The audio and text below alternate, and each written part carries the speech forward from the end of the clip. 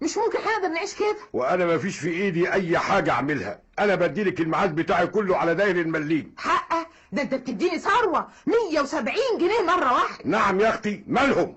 دول كانوا زمان يشتروا عماره، ودلوقتي ما يشتروش خياره. ولما انت عارف كده ازاي بقى عاوزني ست البيت الشاطره هي اللي تدبر نفسها في حدود الامكانات المتاحه. تاني فلقتني 36 سنه بالامكانات المتاحه بتاعتك دي. غصب عني يا اخوخ، غصب عني.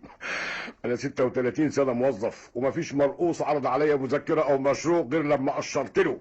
البلد في حاله تقشف، اتصرف في حدود الامكانات المتاحه، ممنوع الالتجاء الى الاعانات او القروض. ليه؟ عشان امنع السرقه. وبطلوا سرقه؟ لا. طب كانوا بيسرقوا منين؟ من الامكانات المتاحه. ايه؟ اتاري متاحه دي يعني متاحه للسرقه. مادام كده يبقى اسرق انا كمان. هحولك للنيابه الاداريه فورا. نعم. معلش يا اخوخ معلش، انا عارف انه من ساعه ما اتقطع العائد بتاع ال2% ده والحكايه نشفت شويه. نشفت قوي. ال2% دول كانوا 100 جنيه بيساعدوا جنب المعاش. ايوه، يعني 270 جنيه في الشهر. وحتى المبلغ اللي زي ده يعمل ايه في بيت فيه 3 بيروحوا مدارس وجامعة؟ على العموم انا سمعت ان الشركه هترجع تصرف ارباح تاني من الشهر ده. يا عالم يا عالم بالحال يا رب. اعمل معروف يا استاذ عبد العال، ده انا حاطط عندكم 5000 جنيه. يا سلام، ما في حاطين 500,000 وفي 5 مليون. المسألة أصلها نسبية. ال5000 دول بالنسبة لي تحويشة عمر.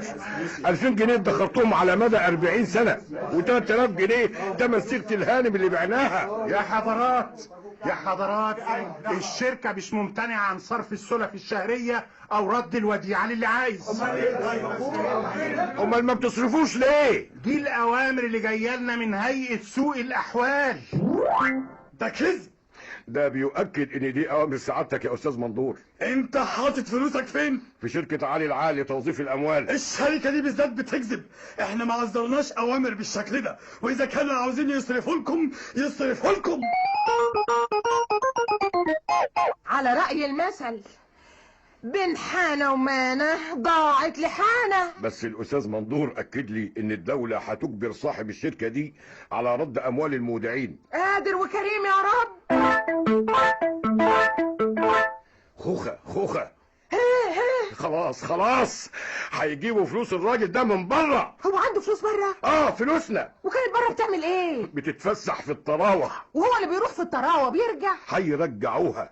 ده اتضح ان عنده بره فلوس زكايب. طب ما جابوهاش لحد دلوقتي ليه؟ دول بقالهم شهور. اصل المشوار بعيد. مش في اختراع اسمه طيارة؟ شوف يا اخويا الولية، الطيارة ما تنفعش، لازم باخرة، والباخرة بتاخد وقت. وباخرة ليه؟ الله، عشان تقدر تشيل البلاوي المتلتلة دي. صحيح، دول زكايب. زكايب.